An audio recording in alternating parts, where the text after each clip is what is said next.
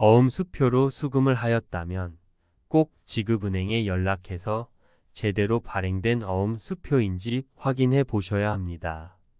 어음수표 수금은 만기일에 내 계좌에 돈이 입금되어야 수금으로 끝나는 것입니다. 우리가 이제 수금을 해오지 않습니까? 돈 받아올 때, 그죠? 여러분 이제 물품을 공급한다든지 용역이나 서비스 제공하고 돈 받아오지 않습니까? 돈 받아오는데 제일 좋은 건 뭔가 하니? 돈 받아올 때 현금 받는 게 제일 좋죠, 그죠? 그래서 우리 구자에, 그죠? 뭐 직접 받아오는 그런 경우보다는 우리 구자에 돈이, 그죠? 탁탁, 그죠? 돈이 들어오면 좋지 않습니까? 관리하기 좋죠. 근데 보면 간혹 보면 우리가 보면 이제 많이, 그죠? 좋아졌지만 그래도 수금하는 방법들이 하지만 지금도 보면 이제 어음 수표를 받기도 하잖아요, 그죠? 어음이나 수표를 받아야 돈, 그죠? 그럼 보면 이게 보면 계속적인 기업 있잖아요. 우리랑 오랜 관계가 됐다 그러면 뭐 거기, 그죠? 우리가 보면 어느 정도 좀 어느 정도 좀 안심할 수 있겠죠. 그렇지만 초기다 그런 단계인데 이런 게 들어온다 그러면 어떻게 해야 되는 거죠? 결국 우리가 보면 수금은 뭐죠? 수금은 결제가 됐을 때 돈이 드는 거지 않습니까? 결제가 된다는 공간이 우리 현금화가 됐을 때 그 어음이나 수표를 발행한 사람이 그 자기 구제에 돈을 내서 그게 그 구제에 결제가 돼서 우리 구제에 돈 들어왔을 때 그게 이제 완전히 끝나는 거지 않습니까? 그래서 어음이나 수표 받은 건 수금한 건 아니죠. 결제가 됐을 때 받는 경우죠.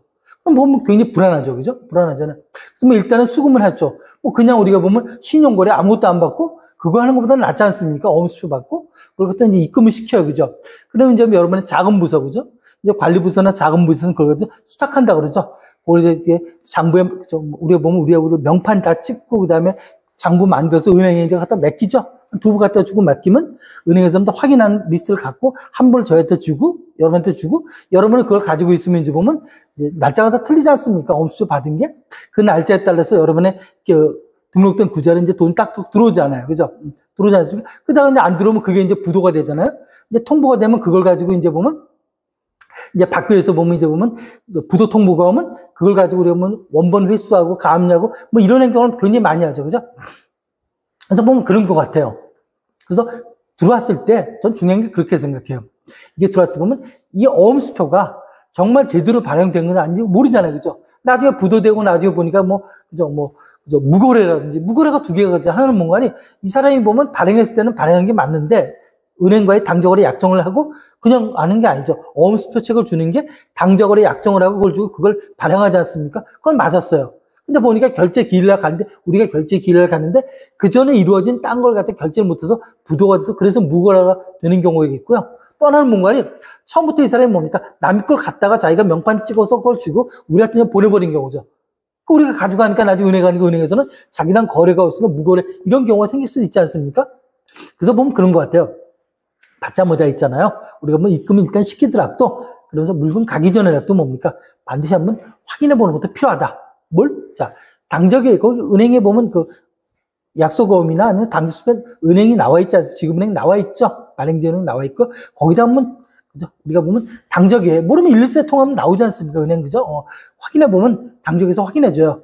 저희랑 거래합니다, 안 합니다. 그래서 보면 거래를 한다 그러면 이거 지나가지만 거래를 혹시 안 하는 데 있지 않습니까? 남의 거 갖고 와서 그냥 발행하는데 이런 데는 거래를 막아야 되는 거죠. 그 다음에 또 중요한 게 뭔가니? 우리가 보면 이 기간이 길어지는 거 있지 않습니까? 원령이라는 게 길어지죠. 길어지게 되면 결국 그 기간 동안 우리가 자금 활용하지 못하고 다운을 차입해서 올 수밖에 없지 않습니까? 그러니까 길어지면은 그런 걸 받아오면 이제 보면 뭐 싫어하죠. 그죠? 짧은 걸 받아오라고 이렇게 얘기하잖아요. 근데 우리가 받아왔는데 한 4개월째를 받아왔다 그렇게 첫 달은 확인해봤는데 괜찮아. 두 달도 괜찮아.